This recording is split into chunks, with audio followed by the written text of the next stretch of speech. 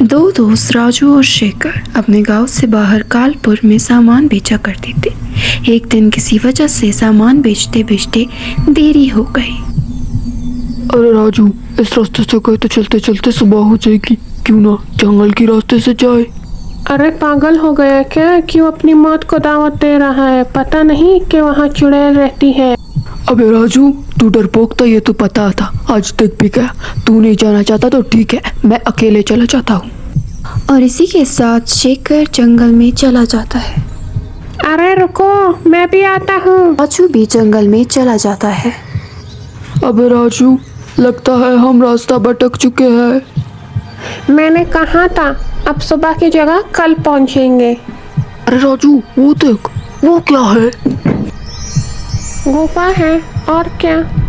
पागल, वो तो मुझे भी दिख रहा है, लेकिन वो चमक क्या रहा है? हाँ, लेकिन कहीं ये चुड़ैल की गुफा तो नहीं है। ये तो अंदर जाकर ही मालूम होगा। शेखर रुक, ये सही नहीं है। अरे राजू, हम तो माला माल हो गए। चल जल्दी कर, बोरी में डाल ले। लेकिन शेखर, जल्दी कर। राजू जल्दी से सोना भरने लग जाता है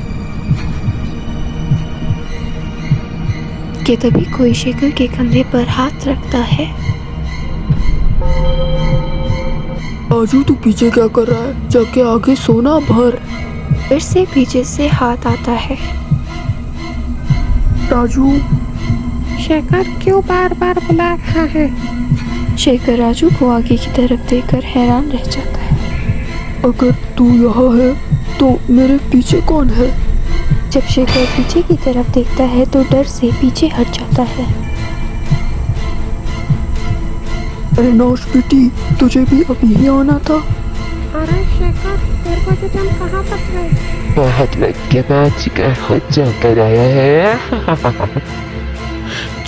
चुड़ैल जी, ये सब इसका काम है, आप इसे रख लो। प्लीज मुझे जाने दो। मैं तुम्हें पागल लगती हूँ जो तुम्हें छोड़ दूँ। आज रात इसका डिनर बनाऊंगी और कल तुम्हारा। लेकिन हमारा डिनर बनाने से पहले खुद को तो बचा लो। वो देख, तांत्रिक। जैसे ही चुड़ैल घबराते हुए पीछे देखती है तो शेखर पास पड़ा हुआ डंडा उठाता है और उससे चुड़ैल को मारता है, जिससे चुड़ैल गिर जाती है। राजू, बोरी उठा और भाग। राजू और शेखर गुफा से निकलते ही पेड़ के पीछे छुप जाते हैं। कहाँ छुपे हो? बाहर निकलो, मैं तुम दोनों को खा जाऊंगी। चुड़ैल दूसरी तरफ इनकी तलाश में भागती है। अरे शेखर, वो चुड़ैल तो हमारे पीछे पागलों की तरह पड़ी हुई है।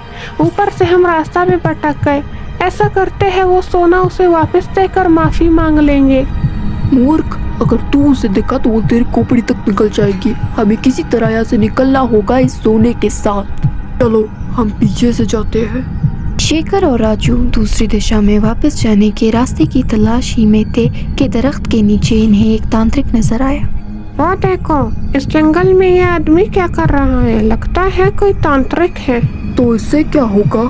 हमें इससे मदद मांगनी होगी, क्योंकि वो चुड़ैल तो हमारा पीछा छोड़ने वाली नहीं। तांत्रिक जी, हमारी मदद कीजिए, एक चुड़ैल हमारे पीछे पड़ी हुई है। तुम मूर्ख, जरूर उसकी गुफा में गए होंगे, लेकिन वहाँ कोई बैनर नहीं लगा हुआ था कि गुफा में जाना मना है। चुप कर जा, तू चाहता है कि ये भी हमें मेंढक बना दे? बाबा जी, अब आप भी कोई उपाय बताएं। क्या तुम उस गुफा से कुछ उठा कर तो नहीं लाए? वो हाँ, हम सोना उठा कर लाए हैं। अब तुम लोगों को ये शापित सोना वापस रखना होगा, परंतु जैसा मैंने कहा वैसा करो। राजू और शेखर वापस गुफा में आ जाते हैं और जल्दी से सोना फेंकने लग जाते हैं, लेकिन जैसे ही मुड़ते हैं तो चुड़ैल को कड़ा पाते हैं। क्यों? कोई एक्शन फिल्म का हीरो आपको समझते हो जो बार बार मौत के मुंह में हाथ डालते हो? लगता है मेरे ही हाथों तुम दोनों का हाथ मलिक का है। चुड़ैल आगे बढ़ती है, लेकिन तभी शेखर बोलता है, चुड़ैल दीदी पीछे, हम यहाँ अपना खात्मा नहीं तेरा खात्मा करने आए हैं। तभी बाबा आते हैं और चुड़ैल पर मंत्र फूंकते हैं, जिससे चुड़ैल जलने लगती है। ये दोनों को मेरे साथ क्या कर दिया?